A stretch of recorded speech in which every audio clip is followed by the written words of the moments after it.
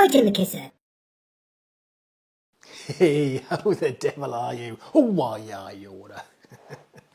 Now, a lot of people recently have been asking me in the comments, what is why I order? What do I mean by it? Okay, a lot of people will get it, especially if you're from the US. It's why, and it's spelled, the way they spell it is quite funny as well, but it's why I order, okay? Take it from Old English, why I ought to, okay? And it's kind of like why I ought to, you know. And it's taken from like The Honeymooners. It's an old American TV sitcom from the 1950s, I think. And the Three Stooges, I think, used it. Moe used it in the Three Stooges now and again. So that's where it comes from. So there you go. That's what it is, okay? Right, so look what I've got today. Oh, I've got the Angels Horn. Sounds so weird saying that. This is the AH6. Now, I got told off for saying H when I was saying HDMI. And he said, you need to be saying HDMI, HDMI, not HDMI. You don't even know your own language. I was like, really? Come on, mate. Get a life, yeah?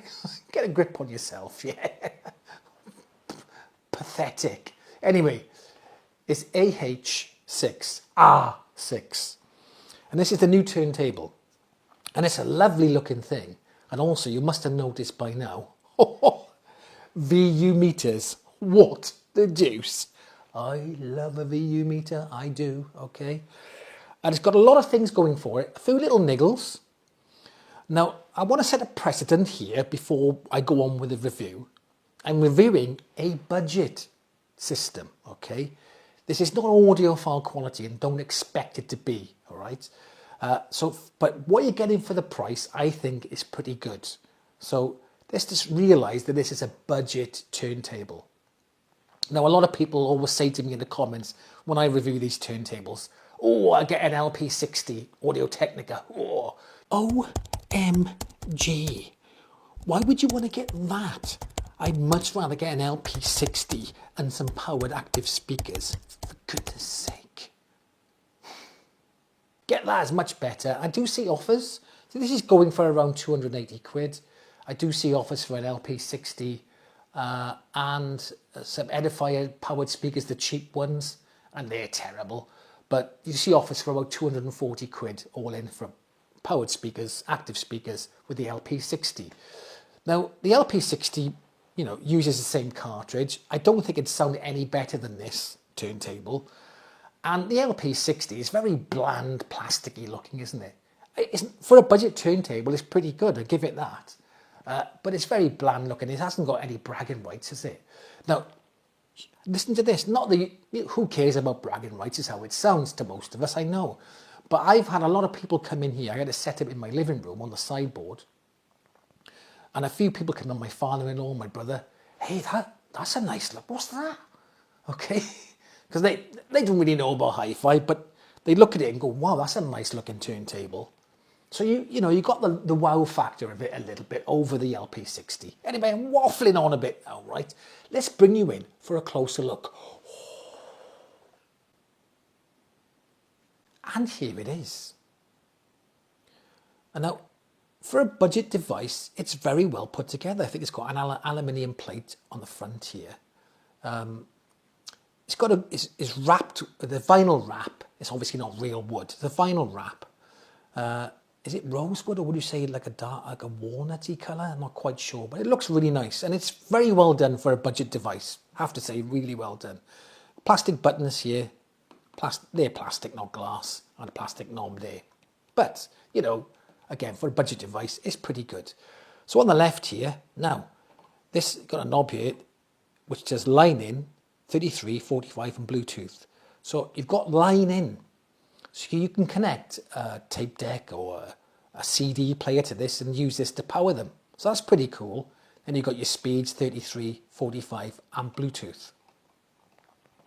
Over here, you've got your volume and on-off, clicks on, clicks off. Very satisfying click, actually. And there's your volume there.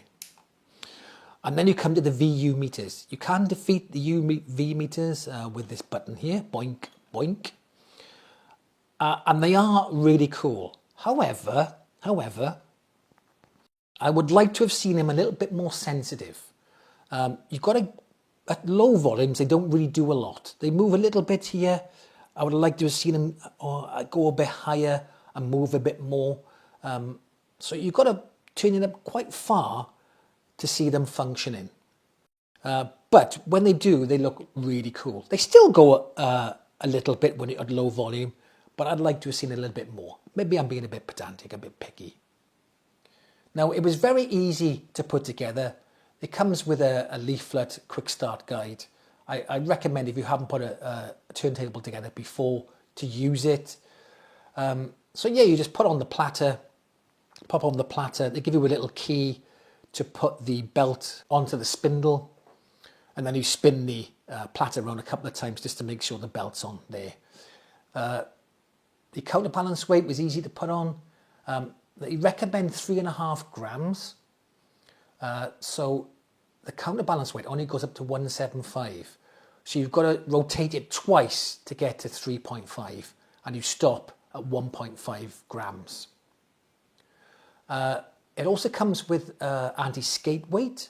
Again, very easy to fit. You loop it around and then tighten it, and then you just pop on the cover, and away you go. Bob's your uncle. Okay, let's have a little look around the back. On the back. Right. Now, this is pretty cool. Now that you can change your pitch, so if your speed is out, you can adjust it here. Why don't other manufacturers do that? I know some do, but not all. On some turntables, they've got those poxy little screws underneath. You've got to stick a screwdriver in, and you're there for flipping ages. It's an absolute nightmare. And then you mess it all up. This just makes it so much easier. Why do they not do it? Come on, sort it out. That is a good little addition, that is. I like that. Then you've got your line in. As I was saying before, you could connect your CD player into there and use this to power it. So that's pretty cool, or tape deck. Then you got your line out. Now it says in the manual that you can connect this to powered speakers, active speakers, and an external, an amp with a phono stage. But I'm a little bit confused because if you plug this into active speakers without using the built-in phono stage, there'll be hardly any sound coming out of those active speakers. So that you'd need to connect it to a phono stage. Conversely, if the phono stage is still active when you plug something in here, you can't connect it to another phono stage. So I'm really confused by that. So I've asked the question to the company, and if they get back to me, I'll pin it to the top of the comment section. But that's what it says in the manual, so I'm not 100% sure on that. Normally there's a little switch where you can defeat the built-in phono amp and use an external one, but there's no switch on here, so I don't know. Anyway, we'll wait and see. Then you've got your speakers in, very easy to connect. Obviously wire into there and wire into your speaker, pretty simple. I will say though that the speaker wire they provided is one silver and one's gold, so you can differentiate between the two. But in dim light, it was hard to distinguish. So what I've done on either end, I've put a little bit of, I got a permanent marker and just coloured a bit of black on it. Can you see that? Just to make it easier. Make sure you get it in shot first, Mart, come on. Just to make it a bit easier for myself. When you're behind the speaker, you can't see it. Then you've got your DC in and your power on, power off. One thing I forgot to mention is that it has suspension. No, it's not leaf spring, right? Or hydraulic. It's just got springs in it, but it's got suspension, which I think is pretty cool. Now, I can imagine a lot of people using this or buying this will be putting it on a sideboard, which I had to in my living room, because of space.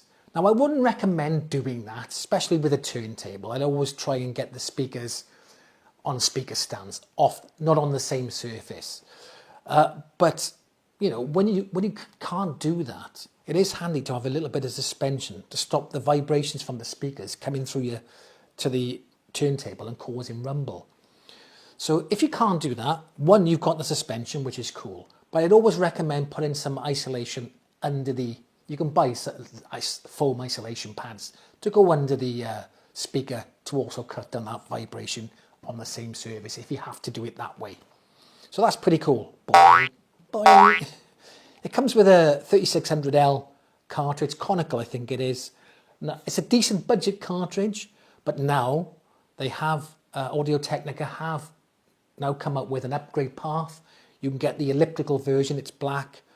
And I would suggest that you get that eventually. I think it's only about 20 quid odd. It's not expensive, maybe 30 at the most. So not an expensive bit of kit. It's got a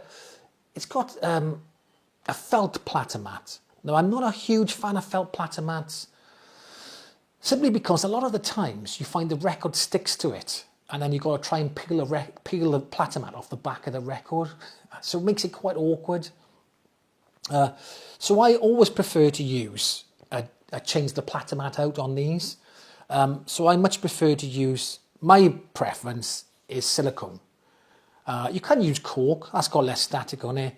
A lot of people like acrylic, but I found that the silicone platter mats work best for me, and they're very anti-static. So I always would recommend just swapping that out there. And again, not massively expensive. I'm not sure if that colour matches, does it? I don't know, the red. But you can get them in different colours. It doesn't have to be that colour. I just happen to have that one in the house. Now, when it comes to the speakers, okay, this is where it kind of lets it down a little bit. Don't get me wrong, they sound all right, okay? They're not terrible. If I had to give an analogy of how they sounded, let's say you had, some of you may never have used Echo Dots, but a lot of people have. Say you had Echo Dots stereo paired. They sound better than them, these speakers. But they don't sound quite as good as the larger Echo 4th Gen stereo paired. So they're kind of in between somewhere. But do you know what? It's a budget speaker, but it's, again, really well made. Well put together. There's no glue hanging out of it like some cheap speakers. It's ported in the back there. I think it's just got one capacitor as a crossover. It's very made on the cheap, but it's, again, for budget, it's made quite decently looking. I think it's got a 1-inch soft dome tweeter that looks like a 4-inch paper woofer. It's all right. If I would describe the sound though, it's a little bit on the top, a little bit, okay? And I think the mids are a little sucked out. But it's absolutely fine to get you started, okay? I would recommend though, that one of your first upgrades of this turntable would be to change the speakers out. I've done a little sound test at the end with my Daddy Spectre 2s, just to show you the difference you can have by just getting a better speaker. Now, you don't have to spend £200+ on some new speakers. You can go on eBay, pick up, say, the Cambridge Audio S30s. They're a great little bookshelf speaker, second hand, and you can, or the Wharfdale Diamond 9.0s. Again, really good budget speaker. And you can pick them speakers up anywhere between 40 and 60 quid. You don't have to spend hundreds on new speakers. But I would recommend upgrading these. Even though they look pretty cool and they go with the system, they're not the best in the world, but they're good enough to get you started. It also comes with a cartridge alignment protractor. So if you ever want to change out your cartridge, there you go, you got that. Very simple to use. I did check the cartridge on this. It was in line, so I didn't need to do anything else. 45 adapter, you got there. Don't really need these in the UK. We don't have many 7-inch singles with the centre missing, but it's there if you need it. But what I would have liked, you see on other turntables, they've got a little hole, you know, where you can put it in, but there's nowhere to put it, so it's just going to sit in your drawer, and you probably end up losing it. So it would be nice to have a little indentation in the top to put that into, so you can keep it there all the time without losing it. I just want to check the tracking force because when I set it to the recommended setting as outlaid in the manual, it wasn't coming anywhere near close to the recommended tracking force for this stylus cartridge. So it was saying that you could do 2 revolutions, as I said earlier, until you get to 1.5, because it only goes to 175 as you go around twice. And that was only giving me about 2 grams of tracking force, 220. This cartridge needs 2.5 to 3.5 grams. So I had to set it, take another half a gram and set it to 0. Now, first of all, I thought I did it wrong. I hadn't leveled the arm properly. So I tried it again, and then 3 times I tried it, and it still was giving me the same weight. So now I've put it to 0. We want to get it to at least, let me just turn that on there. Make sure that's level there.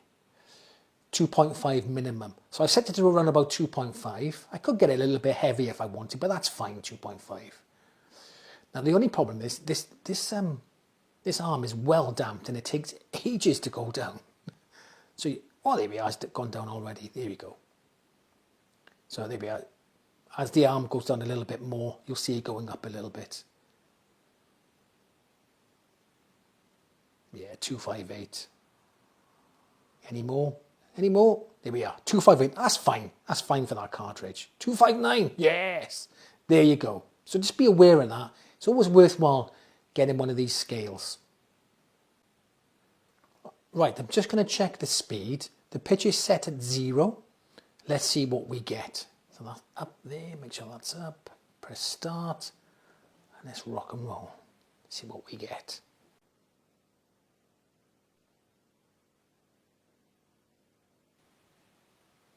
Okay. It's hitting 33.18.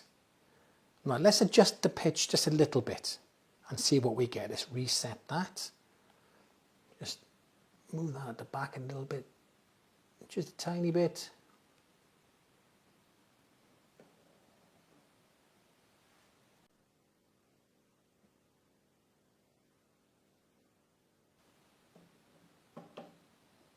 Here we go, we are 33.83, it's going too fast now. I would have, the initial reading was absolutely fine. I would have left it, I wouldn't have messed with the pitch at all. But it does work, it does make it faster. So it's good to have it there, but personally for me, I think 0 is absolutely fine and just leave it where it is. So there you go, that comes to the end of the video. A few little niggles, but all in all, I think a very decent looking budget model, especially with them VU meters. Like I said before, I love a VU meter. Anyway, don't go clicking off yet, okay? First of all, you better have subscribed, yeah? Come on, sort it out, hit that subscribe button, like the video, you know it. But also at the end of this video, I've got the sound test, comparing these speakers attached to this with my Danny Spectre 2s attached to this, so you can hear the difference. Let me know your thoughts in the comment section. Anyway, I'll catch you in the next one.